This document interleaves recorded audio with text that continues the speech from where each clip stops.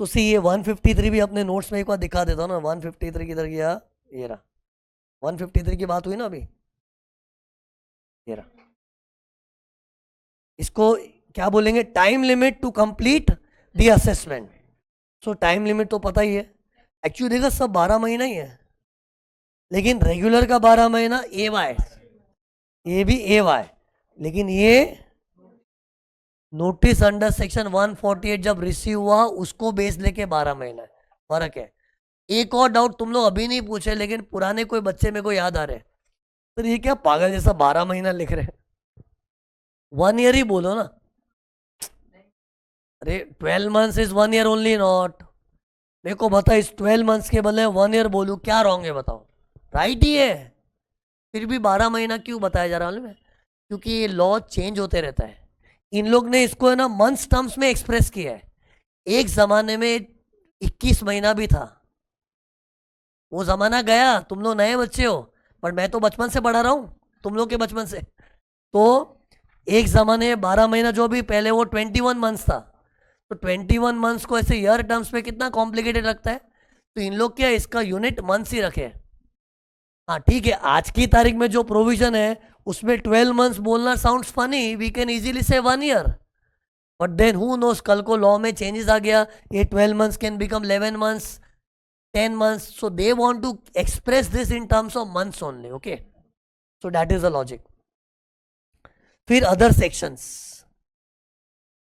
एक चीज तो कराऊंगा, ये अदर सेक्शंस में टोटल 4 सेक्शन है। देखो ना, हाथ देखो प्लीज, हाथ देखो मेरा। 154 ऑर्डर मेंटेन हो रहा है मस्त, लास्ट 153 पे गाड़ी रुकी थी। अब अदर सेक्शंस की कहानी कहां से शुरू होगी, 154 बाद में डायरेक्ट 156, फिर बाद में एक सेक्शन आएगा 144A, फिर 145। दीज आर कॉल्ड, बचे कुछ सेक्शन जिनकी चर्चा ना हो पाई, लेकिन इसी चैप्टर को पर्टेन कर रहे तो चर्चा करनी पड़ेगी। तो लाइन से 4 सेक्शन आने वाले। पहला सेक्शन दिख रहा है स्क्रीन पर, सेक्शन 154। सी ये सेक्शन क्या बोलता है कि जब भी कोई असेसमेंट होता है, चाहे वो समरी असेसमेंट हो, रेगुलर असेसमेंट हो, बेस्ट जजमेंट हो कि इनकम हो, उसमें कागज तैयार होता है। उस कागज में अगर कोई सिली मिस्टेक हो गई तो बुरा ना मानो, रेक्टिफाई हो जाएगा, और रेक्टिफाई करने का अथॉरिटी सेक्शन 154 में दिया हुआ है। नहीं तो सी ये जो कागज तैयार होते हैं ना, ऑर्डर वाल जिसको बोलते हैं ना ऑर्डर, उसको टच नहीं कर सकते। एक बार वो बन गया मतलब पत्थर की लकीर है। लेकिन फिर भी 154 क्या बोलता है, ठीक है ना, ऑर्डर बनाने वाला कोई ह्यूमन बींग है। ऑर्डर कौन सा 147 144 है ना, वो ह्यूमन बींग है। उससे अगर कोई भूल चूक हो गई तो इट्स ओके, माना कि ऑर्डर एक स्ट्रॉन्ग पत्थर की लकीर जैसा होता है, लेकिन उसको रेक्टिफाई कर सकते हैं। लेकिन the mistake should B not debatable, it should be very obvious. क्योंकि अगर डिबेट करने का है ना तो अपील में जा, चल चल चल अपील में जा, निकल निकल। लेकिन अगर कोई ऐसी गलती आ गई, सिली मिस्टेक, ये सिली मिस्टेक का एग्जांपल दूं, सुनो। आजकल लॉन्ग टर्म कैपिटल गेन्स पे ना 12.5% टैक्स आता है। लॉन्ग टर्म कैपिटल गेन्स पे 12.5% टैक्स आता है, लेकिन गलती से एओ ने क्या किया, स्लैब रेट से टैक्स लगा दिया। तो टेल मी, इसमें कोई झगड़ा करना है क्या? हो गया ठीक है, it's a human mistake, by mistake slab rate लगा दिया, जबकि लॉन्ग टर्म कैपिटल गेन पे 12.5 है, पहले 20% होता था ना, अभी 12.5% टैक्स रेट है। आएगा कैपिटल गेन में करेंगे बात। अभी मेरा पॉइंट क्या है, ये मिस्टेक कोई झगड़े वाली मिस्टेक है कि ऑब्वियस है? ऐसी मिस्टेक के लिए you are welcome in section 154। But if you want to argue, नहीं मेरे हिसाब से ऐसा नहीं, ऐसा होना चाहिए था, भाई तेरा हिसाब, तू अपील में जा चल। तो सी, ऑर्डर के अंदर की गलतियां debatable, not debatable. If it is not debatable, come to 154, but if you want to debate, go for appeal, okay. But see ये देखो, अभी मिस्टेक है कहां पर? सी मैं तुमको ये तो पढ़ रहा हूं, मिस्टेक को रेक्टिफाई करना है, तो पहले मिस्टेक है कहां पर वो देखते हैं, फिर उसको रेक्टिफाई करने का प्रोसीजर भी पढ़ना पड़ेगा कि सर ये रेक्टिफिकेशन कैसे होता है। वो प्रोसीजर में मैं बाद में जाऊंगा, पहले मुझे मिस्टेक के ऊपर थोड़ा रिसर्च करने दो। तो रिसर्च ऐसी हो रही, मिस्टेक है कहां पर? कहां पर है मिस्टेक? या तो इंटीमेशन में, या regular assessment order, best judgement, income escaping. देखो बताओ, अभी तक की पिछली थियरी में यही तो पढ़ा है हमने। मैंने समरी असेसमेंट पढ़ाया था, उसमें इंटीमेशन आता है, फिर रेगुलर असेसमेंट, उसमें ऑर्डर अंडर 143, फिर 144, फिर 147। तो इसके अंदर मिस्टेक होनी चाहिए। तुमको पता है मैं इसको क्यों स्ट्रेस कर रहा हूं? इसके अंदर मिस्टेक, कभी कभी रिटर्न में भी मिस्टेक होती है। रिटर्न में मिस्टेक है तो भाई रिवाइज कर, या फिर आ लेडी के अंदर ऑटोमेटिकली हो जाएगा। ये कौन सी लेडी की बात कर रहा हूं? समरी में था ना, अपना रिटर्न सॉफ्टवेयर में घुसता है और रिटर्न के अंदर कुछ कुछ कुछ कुछ होता है, तो रिटर्न की गलतियां या तो सॉफ्टवेयर में ऑटो करेक्ट होती है, या तुम रिवाइज कर सकते हो, या फिर इन लोग डिफेक्टिव रिटर्न का चिट्ठी देते, वो गलतियां रिटर्न में थी। तो मुझे बताओ, रिटर्न की मिस्टेक्स का क्या क्या होता है? अपने को खुद लगा तो हम रिवाइज करते, अपने को नहीं लगा तो वो लोग डिफेक्ट बोल के देते, हम लोग डिफेक्टिव रिटर्न को सुधारते। वो रिटर्न्स की मिस्टेक थी। और कभी कभी अपना रिटर्न कंप्यूटर में घुसता है ना, तो कंप्यूटर ऑटो करेक्शन करता है, वो भी रिटर्न का गलती था। अभी मैं रिटर्न के गलती का नहीं बात कर रहा हूं भाइयों बहनों, अभी मैं कौन सी मिस्टेक की बात कर रहा हूं? इंटीमेशन के अंदर है। मीन्स इमेजिन अपना रिटर्न सॉफ्टवेयर में प्रोसेस हो गया, एंड फिर उसके बाद इंटीमेशन निकला, लेकिन इंटीमेशन भी फॉल्टी है। सी, कंप्यूटर को कितना भी सिर पे चढ़ा ले वो भी गलती करता है। अपना कंप्यूटराइज होता है ना समरी असेसमेंट, तो उसमें जो इंटीमेशन उसमें भी फॉल्ट होता है, तो उसके लिए ये सेक्शन है। या फिर एओ ने जो ऑर्डर पास किया वो, इसे see be careful, mistake return की नहीं है, इंटीमेशन या ऑर्डर की है। अब कैसी मिस्टेक होने, how what should be the nature of mistake? Silly, apparent, not arguable, not debatable. ये देखो लिखा है इधर मैंने, दिख रहा है? The mistake should be apparent, it should not be debatable, it should be obvious. See, अगर आर्ग्यूमेंट होने वाला नहीं, ऐसा नहीं ऐसा हो गया, तो फिर अपील में। ओके, तुमको पता है सेक्शन 154 जरूरी क्यों था? आज अगर कानून में ये सेक्शन नहीं होता तो बताओ क्या लफड़े हो जाते।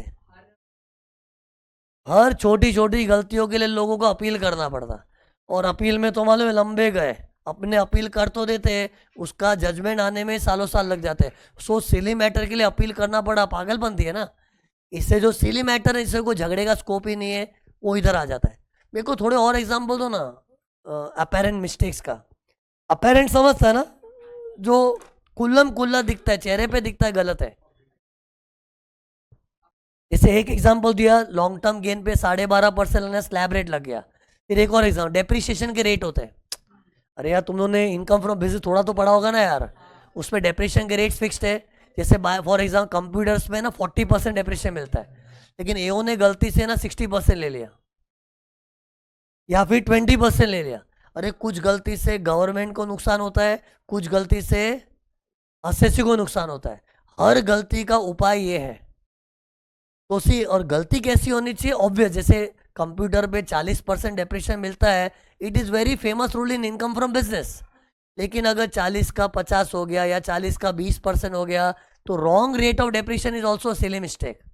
फिर कई बार क्या होता है, हमारा टीडीएस कटा होता है, लेकिन एओ को पता ही नहीं। एओ तो तेरे से 1 लाख का टैक्स मांग लिया, पता चला 1 लाख में 25,000 तो मेरा टीडीएस कटा हुआ है, तो 25,000 काट के 75,000 मांगना चाहिए ना, लेकिन एओ के ध्यान में नहीं रहा। तो इसमें कोई मारेगा क्या उसको, झगड़ेगा क्या? It is apparent mistake. So these are few example, मतलब in short it can be anything which is very obvious and not arguable, ऐसी मिस्टेक होनी चाहिए। ओके, फिर ये किस आदमी ने बनाया ये कागज? एक्चुअली जो मैंने बॉक्स बनाया ना, आई मीन टू से ये कोई पेपर है, इट्स अ पेज। पेज जैसी चीज है, कुछ फिजिकल पेज है। तो ये पेज किसने बनाया है? एओ ने ना, क्योंकि तुम लोग तो ये वहाँ बड़ा, ये इंटीमेशन भले बैंगलोर से आता है, लेकिन एक्चुअली बोलते क्या, एओ ने दिया है। ओके, कंप्यूटराइज्ड एओ। कैसा एओ? कंप्यूटराइज्ड एओ। मतलब ये सब तो एओ ने ही बनाया ना। लेकिन सुनो, कभी कभी है ना, सुन ध्यान से, कमिश्नर लोग होते हैं ना, एओ के ऊपर कौन होता है? अरे बोल दे, एओ के। मैंने गए लेक्चर पढ़ाया था ना, मेरे को किस एओ के ऊपर कौन होता है? My question is proper. ये काम की चीजें दिखानी पड़ेगी, देखो कल बताया था ना, एओ के ऊपर कौन होता है?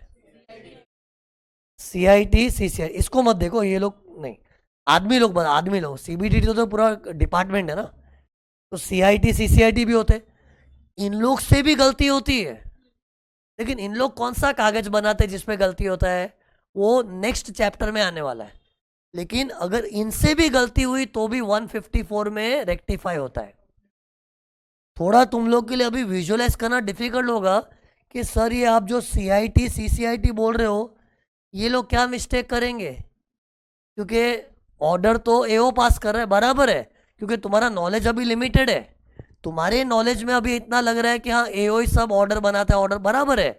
लेकिन नेक्स्ट चैप्टर में जब जाओगे तुम लोग देखोगे सीआईटी सीसीआईटी लोग भी ऑर्डर बनाते हैं।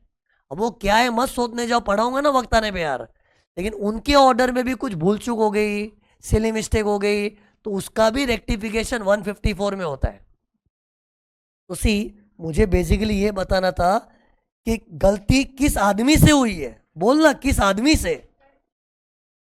यस, या तो एओ प्लस कमिश्नर। सिर्फ मैं सिर्फ कमिश्नर बोलूं ना, इट इंक्लूड सीआईटी सीसीआईटी, और सीआईटी बोलूं तो प्रिंसिपल सीआईटी भी आ गया, सीसीआईटी बोला तो प्रिंसिपल सीसीआईटी भी आ गया। तो जो एओ के ऊपर का जो ग्रुप है ना, CIT principal CIT CCIT principal CCIT, उसको मैं जनरल में बोलता कमिश्नर। तो उन लोग से भी कोई गलती हुई ना तो उसका भी सुधार 154 में। सी, बच्चों को सुन, तीन चीज आनी चाहिए, प्लीज सुनने ध्यान से। मिस्टेक कहां पर है, कैसी है, किस आदमी की है, आंसर दे। मिस्टेक कहां पर है? रिटर्न में नहीं, इंटीमेशन या ऑर्डर में। फिर कैसी है mistake? Apparent, silly, obvious, not arguable, not debatable. किस आदमी से मिस्टेक हुई है, या एओ या उसके ऊपर कमिश्नर। और पूरे झुंड को हम लोग आईटी अथॉरिटी बोलते हैं, मतलब पूरा इनकम टैक्स डिपार्टमेंट आ गया। किसी से भी भूल हुई हो ना, 154 में तुम्हारा स्वागत है। लेकिन सुनो, 154 में रेक्टिफिकेशन करने का भी प्रोसीजर होता होगा ना, तो अभी नेक्स्ट क्या पढ़ाऊंगा, प्रोसीजर, फिर खत्म। सिंपल छोटा प्रोसीजर, बड़ा नहीं कुछ। ये देखो, रेक्टिफिकेशन की इच्छा कौन रखता है बताओ? जिसको नुकसान हुआ वो रखेगा ना। जैसे मान लो डेप्रिसिएशन 40% के बदले 50% दे दिया, तो असेसी को तो मजा गया, वाह डेप्रिसिएशन 40 का 50, ये तो ज्यादा डिडक्शन मिला, मेरा तो प्रॉफिट छोटा हो गया, और इतना छोटा प्रॉफिट तो टैक्स भी छोटा हो गया। असेसी को तो मजे, लेकिन एओ को लग रहा है हाय राम ये क्या कर दिया, 40 का 50 दे दिया, प्रॉफिट छोटा, तो गवर्नमेंट का नुकसान हो रहा है ना। तो वो लोग भी रेक्टिफिकेशन करते हैं। तो सी, रेक्टिफिकेशन की गरज पब्लिक को ही नहीं है, गवर्नमेंट डिपार्टमेंट को भी है। तो सुनो इधर क्या लिखा है, it can be done either by own motion. Own motion मतलब जो आदमी गलती किया वो मोशन में आएगा। अरे मोशन मतलब एक्टिवेट कौन होगा, ओन मतलब कौन, गलती कौन किया था, बताया ना गलती कौन किया, या एओ गलती करेगा या कमिश्नर। तो जो गलती किया वो खुद ही इनिशिएट करेगा, ऑब्वियसली जब वो गलती से उनका नुकसान हुआ होगा तो। लेकिन अगर उनका नुकसान नहीं हुआ है, असेसी को गरज है, तो assessee will make an application. See, assessee को तो अप्लाई करना पड़ेगा कि सर मेरे ऑर्डर में आपने है ना, मेरा डेप्रिसिएशन जो 40 होना चाहिए आपने 10% ही दिए, इसमें असेसी का नुकसान हुआ ना। 40 का 10 से दिया मतलब कम डिडक्शन मिला ना, बोल रहा दे दो ना ज्यादा, और गलती तो ऑब्वियस है, तो असेसी हैज टू अप्लाई। लेकिन इसका टाइम लिमिट देखो क्या है, 4 साल। अगर ओन मोशन पे होगा तो, ओन मोशन मतलब कौन आदमी करेगा, ये एओ या कमिश्नर खुद करेगा ना, तो 4 साल में रेक्टिफाई कर सकता है। 4 साल का टाइम है, 4 साल कैसे गिनोगे तुम लोग, ये चीज रट लो ना, इनकम टैक्स के सारे time limit end of year से होते हैं। तो 4 years is from the end of the year, क्योंकि सी डेट टू डेट गिनेंगे ना तो बहुत ऑड डेट आती है ना यार। एंड ऑफ द ईयर तो मार्च ही होता है इनकम टैक्स में। तो 4 years from the end of the year in which mistake वाला ऑर्डर वॉज पास्ड। मिस्टेक वाला ऑर्डर जब पास हुआ ना, उस साल के एंड से 4 साल में रेक्टिफाई होगा। ओके, और अगर अप्लाई करना है ना तो 4 साल में अप्लाई, 6 महीने में रिप्लाई, 4 साल में अप्लाई, 6 महीने में रिप्लाई। 4 साल कैसे गिनना? सेम, जिस ऑर्डर में गड़बड़ हुआ है वो ऑर्डर जब पास हुआ तो वो साल का एंड, उसके बाद 4 साल में कभी भी अप्लाई करो, मोस्ट वेलकम। और आपको रिप्लाई कब मिलेगा? 6 months from the end of the month in which government को तुम्हारी एप्लीकेशन रिसीव हुई। ऑब्वियसली उनको जब एप्लीकेशन रिसीव होगी फिर रिप्लाई करेंगे ना। आज मेरे को भी तुम लोग कुछ अप्लाई करोगे तो मेरे हाथ में तुम्हारा एप्लीकेशन रिसीव होगा, फिर मैं रिप्लाई करूंगा ना। तो 6 months कैसे गिनना है? From and of the month in which application received, उतने में रिप्लाई आएगा। और वो भी हो सका तो, इन लोग के तेवर देखे कैसे है। इन लोग ने कानून में लिखा है कि हो सका तो हम 6 महीने में रिप्लाई करेंगे, लेकिन 7-8 महीना भी हो सकता है, साल भर भी लग सकता है। इंग्लिश सुनेगा? The time limit of 6 months is not mandatory, it is recommendatory. It is not mandatory, it is recommendatory. Law has recommended कि हो सके तो बंदे को 6 महीने में रिप्लाई कर, बाकी देख तू बहुत बिजी, हम समझते हैं 7-8 महीना हुआ तो भी चलेगा, लेकिन अपने को अप्लाई 4 साल में ही करना पड़े। उसमें एक दिन की भी भूल चूक होगी ना, गेट लॉस्ट। वो लोग जवाब लेट देंगे। तुम लोग को थोड़ा अनफेयर लगता है, लेकिन सी इनकम टैक्स में जो लोग काम करते हैं ना, उन लोग के पास बहुत काम होता है। सबको इन लोग 6-6 महीने में टाइमली रिप्लाई नहीं कर पाते, तो उनकी तरफ से लेट होगा चलेगा। लेकिन तू अप्लाई कर रहा है, तू तो तेरे लिए ही कर रहा है ना, तो you have to apply strictly within 4 years। Drawing में देखो अच्छा फीलिंग आएगा इसका। ये देखो, टेल मी ये क्या था? मतलब ये काला लाइन क्या? ये कोई ईयर है? हाँ?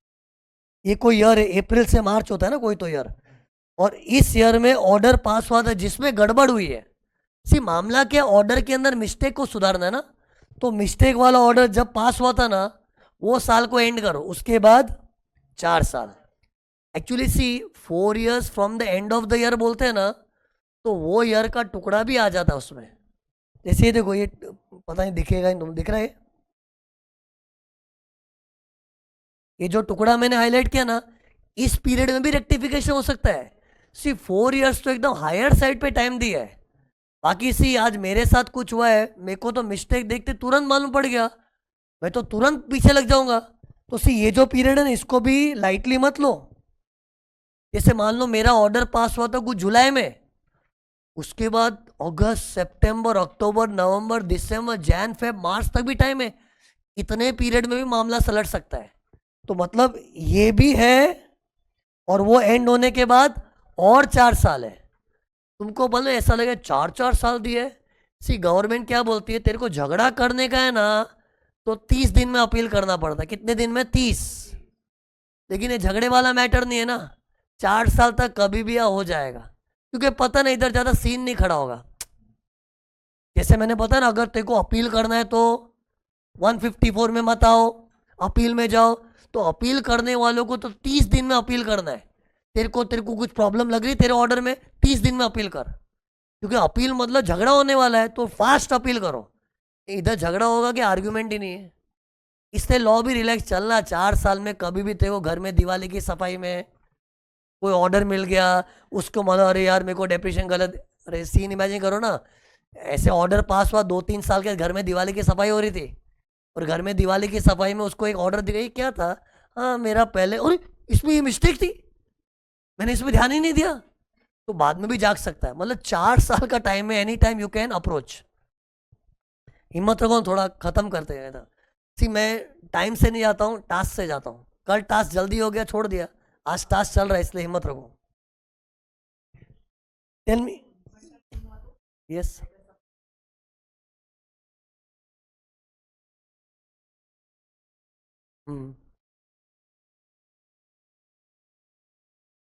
हाँ तो रिफंड में इंटरेस्ट मिलता है ना, रिफंड पे भी इंटरेस्ट मिलता है ना। रिफंड का इंटरेस्ट कैसे हो? असेसमेंट ईयर के 1 अप्रैल से चालू होता है, वहां से till the time you are given the, till the time you paid that excessive tax जिसका रिफंड आया है, होता है। एनीवेज उस पॉइंट का इधर कनेक्शन नहीं है, एक जनरल बात है। तो सी अपने इसके अंदर बंधे हुए एक बार, ये 4 इयर्स की गिनती कैसे करनी बता दी। सी एसएससी अप्लाई भी कर रहा है ना, तो उसके लिए भी अप्लाई करने का टाइम वही 4 इयर्स है, लेकिन रिप्लाई कब आएगा? जब मैंने अप्लाई किया वो महीने के एंड से, जैसे मैंने अप्लाई किया 3 नवंबर को, 3 नवंबर को, तो रिप्लाई कब आएगा? 3 नवंबर, मतलब नवंबर में भी रिप्लाई आ सकता है। फिर वो महीना एंड करो, नवंबर क्या, दिसंबर, जैन, फेब, मार्च, अप्रैल, मई, कभी भी रिप्लाई आ सकता है। वो भी कंपलसरी के शायद लेट भी हो सकता है, लेट भी हो सकता है, because this time of 6 months is not mandatory, it is recommendatory. Okay, अब है ना, इसमें एक अच्छा पॉइंट है, सुनो। ये कभी कभी है ना, रेक्टिफाइड मिस्टेक को री रेक्टिफाई करने का मन होता है। जैसे फॉर एग्जाम्पल ये देखो, लुक हियर, ये देखो, इधर मैं कुछ कर रहा हूं, ध्यान देना। ये आर क्या लिखा है? Are for rectify. एग्जाम्पल लेता हूं, मान लो मैंने एसएससी को, सॉरी एओ को रिक्वेस्ट किया, सर आपने मेरी इनकम कंप्यूट की ऑर्डर में, लेकिन आपने डेप्रिसिएशन ही नहीं दिया मेरे को। कैसे भूल गए? डेप्रिसिएशन तो मिलना चाहिए। फिर एओ, एक्चुअली एओ क्या बाय मिस्टेक भूल गया होगा, तो एओ एसएससी ने रिक्वेस्ट किया, आप डेप्रिसिएशन देना भूल गए, प्लीज दे दो, प्लीज दे दो। तो उसका रेक्टिफिकेशन पता है 3rd ईयर में हुआ। एसएससी अप्लाई भी कर दिया था, लेकिन जवाब कब आया? 3rd ईयर में। बोले ओके सॉरी, हाँ मैं डेप्रिसिएशन देना भूल गया था, तो मैं तेरे को डेप्रिसिएशन दे देता हूँ, उससे तेरा प्रॉफिट थोड़ा और कम हो गया, तेरा टैक्स थोड़ा और कम हो गया, तो अगर तूने कुछ पहले भरा तो तेरे को रिफंड मिल जाएगा, डोंट वरी। मतलब वो मैटर सॉर्ट आउट हो गया। फिर बाद में एसएससी ने वो रेक्टिफिकेशन, मतलब कैसे होता है, उसका एक अलग कागज आता है। अरे मिस्टेक तो इधर थी ना, इसके अंदर थोड़ी वाइटिंग मार के करेंगे। अरे ये पेपर को थोड़ी छेड़ेंगे, जो ऑर्डर मिस्टेक वाला उसको ऐसे रहने दे। ये देख जल्दी, मेरा हाथ देख, एक नया कागज बनेगा, इसको बोलते हैं रेक्टिफिकेटरी ऑर्डर अंडर सेक्शन 154। उसमें लिखेंगे कि इस ऑर्डर में कुछ गलती हुई थी, इसको मैं चेंज कर रहा हूं, उससे तेरा इनकम कम हो रहा है, टैक्स तेरा भरा था, रिफंड मिल जाएगा। ऐसा नया कागज बनता है। ओके, तो ये हो गया। लेकिन पता है, ये रेक्टिफिकेशन में भी उसने एक और गलती नोटिस की। डेप्रिसिएशन दे तो दिया, अभी रेट गलत पकड़ ली।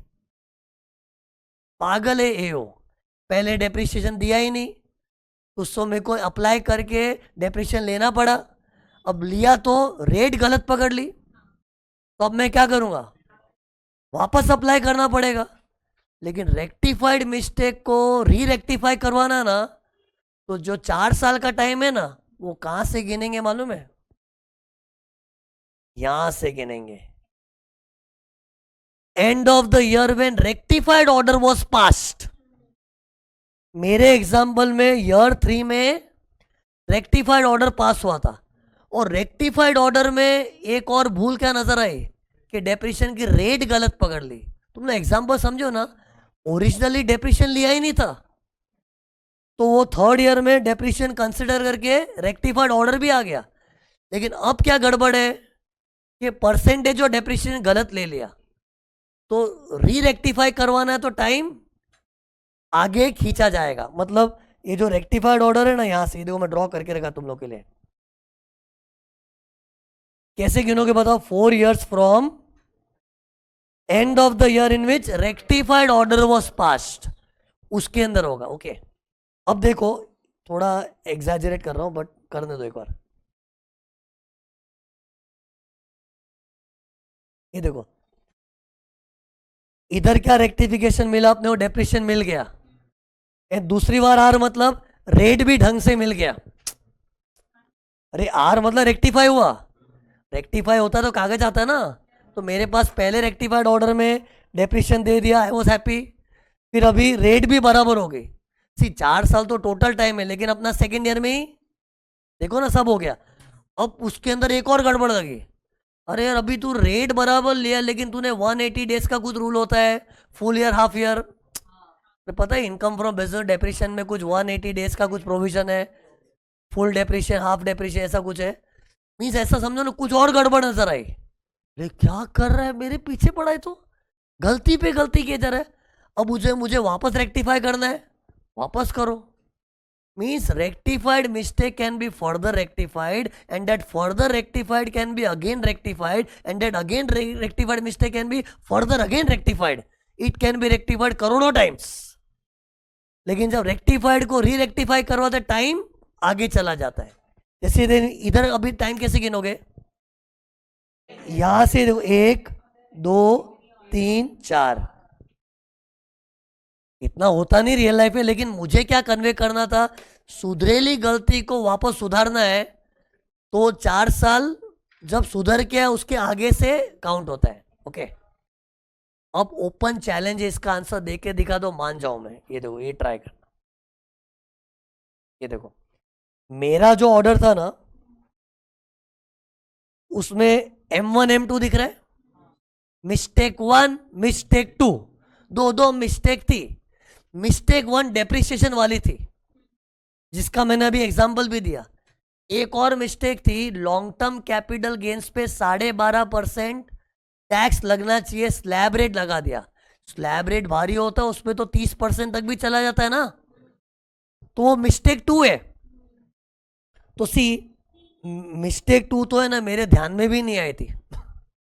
मान लो मैं मिस्टेक 1 के अंदर इतना डूब गया था, हाय राम मुझे डेप्रिसिएशन नहीं दिया, दे दो दे दो दे दो. तो मैंने भीख मांगी और मुझे भीख मिल गई. कब? ईयर 3 में.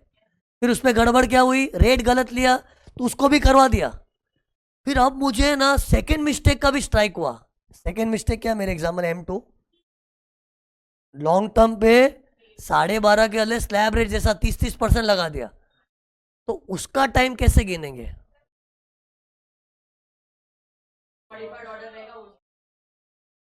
ओरिजिनल ऑर्डर से काउंट होगा, क्योंकि ये टोटली डिफरेंट मिस्टेक है. सी सुधरेले को वापस सुधारना है, सुधरेले को तो टाइम आगे जाता है उसके आगे. लेकिन अभी जो नया मिस्टेक है, लॉन्ग टर्म कैपिटल गेन 12.5% के बदले 30% लगा दिया, ये रेक्टिफाइड मिस्टेक है कि फ्रेश मिस्टेक है? तो उसका काउंटिंग तो ओरिजिनल से होगा ना. नहीं तो क्या, इसकी आड़ में तो लोगों के मजे लग गए. जैसे एक डेप्रिसिएशन का उसने री रेक्टिफाई का क्या कर दिया, ये देखो, वो तो ये वाले 4 साल में अपना दूसरा सब भी लेके आ जाएगा. सी कोई इंडिपेंडेंट मिस्टेक है ना, तो उसको ओरिजिनल ऑर्डर डेट से गिनना है. हाँ, एक गलती के लिए तुमने अप्लाई किया, वो सुधर गया ही, लेकिन ढंग से सुधर गया नहीं, सुधरेले को री सुधारना है तो आगे ड्रैग होता टाइम. ओके, तो ये पॉइंट है ना. इस बॉस ये सब पे केस हुए रियल लाइफ में. एक मेरे को कंपनी का केस भी याद है, हिंद वायर्स नाम का केस हुआ था. उसमें एसएससी ने क्या बोला कि मेरा जो सेकंड मिस्टेक है ना, उसको भी एक्सटेंडेड टाइम मिलना चाहिए. तो लॉ बोला पागल है क्या? हाँ चलो, डेप्रिसिएशन में गड़बड़ हुआ था और उसको सुधरा, उस सुधरे हुए में वापस गड़बड़ हुआ तो एक्सटेंडेड टाइम मिलेगा. लेकिन ये दूसरी मिस्टेक तो अलग ही है, ये तो तू हमको बता ही पहली बार रहा है, तो वो तो ओरिजिनल ऑर्डर से ही काउंट होगा. Okay, yes.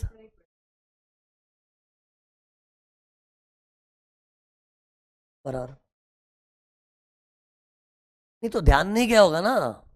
नहीं, ये ऑर्डर नहीं, वो गलती इस ऑर्डर में नहीं है. सी वो क्या बोल रहा है, सर रेक्टिफाइड ऑर्डर पास हुआ होगा तो उसमें लॉन्ग सब कैलकुलेशन वापस किया होगा ना. तो गलती दोबारा है, लेकिन ओरिजिनली तो इधर ही थी ना. सी रेट की गड़बड़ तो डिस्कवरी इस दिन हुई है, रेट की गड़बड़. लेकिन लॉन्ग टर्म का जो गड़बड़ हो गया वो तो पहले ही था. तेरे को बाद में आँख खुली तेरी, तो तेरी प्रॉब्लम है ना. सी डेप्रिसिएशन का परसेंटेज में गड़बड़ मुझे बताओ, इस दिन मालूम हो सकता था? अरे इस दिन तो डेप्रिसिएशन ही नहीं लिया था एओ ने, तो परसेंटेज का मिस्टेक तो पैदा ही नहीं हुआ था. तो मेरा एग्जाम्पल याद है कि नहीं? तो मेरे एग्जाम्पल में डेप्रिसिएशन का रेट सही नहीं पकड़ा, वो मिस्टेक ने जन्म ही कब लिया है? ईयर 3 में. क्योंकि मेन ऑर्डर में तो ये हालात थे कि डेप्रिसिएशन लिया ही नहीं, रेट तो छोड़, लिया ही नहीं था. रेट की मिस्टेक ने जन्म कब लिया? 3rd ईयर में. तो इसलिए जन्म थे उसके बाद 4 साल. लेकिन जो दूसरा पॉइंट था, लॉन्ग टर्म को स्लैब रेट लगा दिया 12.5, वो मिस्टेक पहले से जन्म ले चुकी थी. कब जन्मी थी? ओरिजिनल ऑर्डर के टाइम. अब तेरे को बाद में स्ट्राइक हुआ, दैट इज नॉट अ बहाना, लेकिन वो मिस्टेक ने पहले जन्म लिया था ना. बेस्ट क्या है, जब मिस्टेक ने जन्म लिया था ना वो बेस लेके 4 साल होता है, ओके। लेकिन मिस्टेक सुधर के आती, फिर एक नई मिस्टेक खड़ी होके आती है तो एक्सटेंडेड टाइम मिलता है, ओके। तो सी तुम लोग को टोटल है ना, एक तो ये याद रखना, ये एक्चुअली प्रोसीजर था। एक से एक और चीज मैं बोलना रहेगा, ये एप्लीकेशन कैसे करते हैं हम लोग इसका, ऑनलाइन भी होता है। तुम लोग इनकम टैक्स के पोर्टल में जाओगे ना, उधर ऑनलाइन एक खाचा बना है अप्लाई करने का, वैसा करो। या फिर चाहिए तो पुराना ट्रेडिशनल स्टाइल भी फॉलो कर सकते हैं, घर पे पेपर लेके लेटर लिखो, इनकम टैक्स में सबमिट करके आओ, है ना। यस, रेक्टिफिकेशन, रेक्टिफिकेशन है ना। तो रेक्टिफिकेशन का अलग से इनकम टैक्स की वेबसाइट पे पोर्टल होता ही है। इन शॉर्ट से इधर एप्लीकेशन में क्या है, अपने को खाली लिखना है कि ऐसा ऐसा हुआ है, नॉर्मल लेटर लिखते हैं, लेटर राइटिंग, वो ऑनलाइन भी जाता है, चाहिए तो फिजिकली सबमिट करके आओ, सादा लेटर लिखो। लेकिन जब सुधर के आता है, एक नया कागज बन के आता है, वो वाइटिंग लगा के नहीं आता है, नया कागज जिसको बोलते हैं rectified order under 154, okay. Actually see, एक ये चीज मुझे पढ़ा थी, पढ़ा ली, ये चीज मैंने पढ़ा नहीं थी, पढ़ा ली। अब इसके बाद एक अच्छी एनालिसिस थी, उसको मैं अभी टच नहीं कर रहा हूं।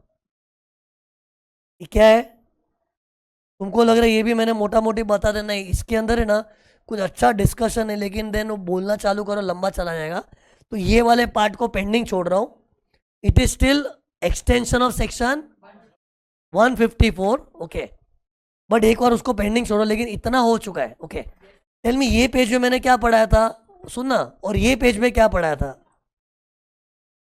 ये पेज में बताया था मिस्टेक कैसी है, कहां पर है, किसने की है, वो बताया था, नेचर ऑफ मिस्टेक।